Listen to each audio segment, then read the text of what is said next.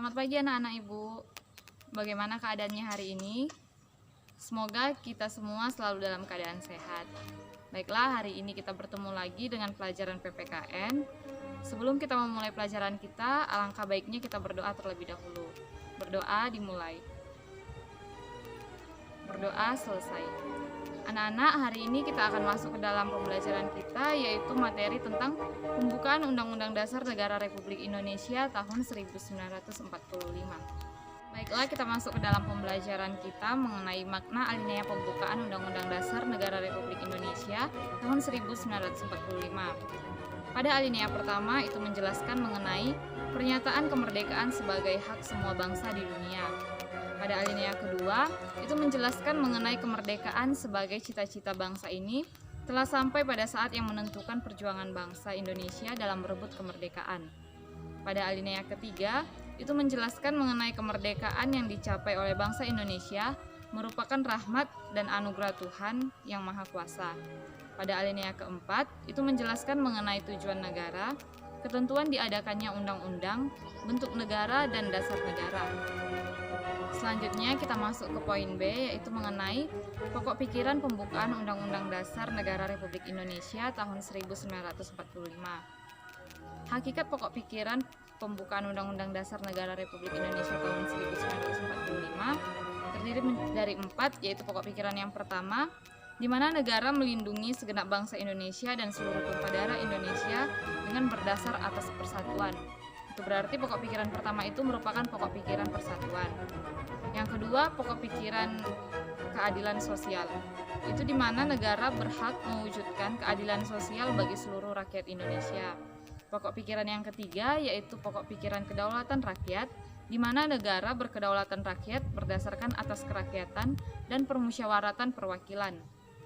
Pokok pikiran yang keempat itu merupakan pokok pikiran ketuhanan, di mana negara berdasarkan atas ketuhanan yang Maha Esa menurut dasar kemanusiaan yang adil dan beradab. Selanjutnya kita masuk ke dalam arti penting pokok pembukaan Undang-Undang Dasar Negara Republik Indonesia tahun 1945. Keempat pokok pikiran pembukaan Undang-Undang Dasar Negara Republik Indonesia tahun 1945 merupakan pancaran dari nilai-nilai Pancasila. Pokok pikiran yang terkandung dalam pembukaan Undang-Undang Dasar Negara Republik Indonesia tahun 1945 adalah sumber hukum tertinggi di Indonesia. Konsekuensi dari kedudukannya sebagai sumber hukum tertinggi di Indonesia tahun 1945 dalam realisasinya harus dijabarkan dalam semua peraturan perundang-undangan yang berlaku di Indonesia, seperti ketetapan MPR, undang-undang, peraturan pemerintah, dan sebagainya. Dengan demikian, seluruh peraturan perundang-undangan di Indonesia harus bersumber pada pembukaan Undang-Undang Dasar Negara Republik Indonesia tahun 1945 yang di dalamnya terkandung asas kerohanian negara, yaitu Pancasila. Pokok-pokok pikiran pembukaan Undang-Undang Dasar Negara Republik Indonesia tahun 1945 juga memiliki arti penting dalam konteks hukum dasar. Oke, baik, kita masuk ke dalam poin C, yaitu mengenai sikap positif terhadap pokok pikiran dan pembukaan Undang-Undang Dasar Negara Indonesia tahun 1945. Yaitu pada pokok pikiran yang pertama, pokok pikiran persatuan, sikap positif yang dapat ditampilkan itu pada lingkungan keluarga bisa saling menghargai antar anggota keluarga. Pada lingkungan sekolah, kita ikut serta dalam belajar kelompok. Pada lingkungan masyarakat, kita ikut serta dalam kegiatan kerja bakti seperti membersihkan lingkungan. Dan pada lingkungan bangsa dan negara, kita bisa menggunakan bahasa Indonesia yang baik dan benar, serta tidak membeda-bedakan suku, ras, dan agama. Pada pokok pikiran yang kedua, yaitu keadilan sosial, pada lingkungan keluarga kita bisa bersikap adil terhadap sesama anggota keluarga. Pada lingkungan sekolah, kita memberikan bantuan kepada teman yang membutuhkan. Contoh pada lingkungan masyarakat, kita peduli terhadap permasalahan yang dihadapi oleh warga lain. Dan pada lingkungan bangsa dan negara, kita dapat menjunjung tinggi hak asasi manusia. Contoh sikap positif pada pokok pikiran yang ketiga, yaitu kedaulatan rakyat. Di lingkungan keluarga, kita dapat menyelesaikan permasalahan keluarga dengan cara bermusyawarah. Pada lingkungan sekolah, contohnya itu kita bermusyawarah dengan kelompok sebelum menyampaikan hasil presentasi.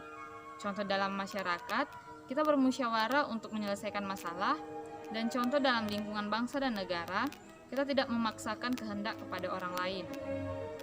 Kalau sikap positif terhadap pokok pikiran yang keempat, yaitu pokok pikiran ketuhanan, contohnya pada lingkungan keluarga adalah kita bisa beribadah tepat waktu dan menghormati saudara kita yang berbeda agama. Contohnya pada lingkungan sekolah, kita tidak membandingkan agama teman dengan agama teman lainnya. Contoh pada lingkungan masyarakat, kita tidak mengejek agama orang lain dan saling menghormati kepercayaan orang lain. Contoh pada lingkungan bangsa dan negara adalah kita tidak memaksakan agama kepada orang lain. Sekian materi dari Ibu pada pagi hari ini, semoga dapat dimengerti dan dipahami. Selamat pagi dan sampai jumpa.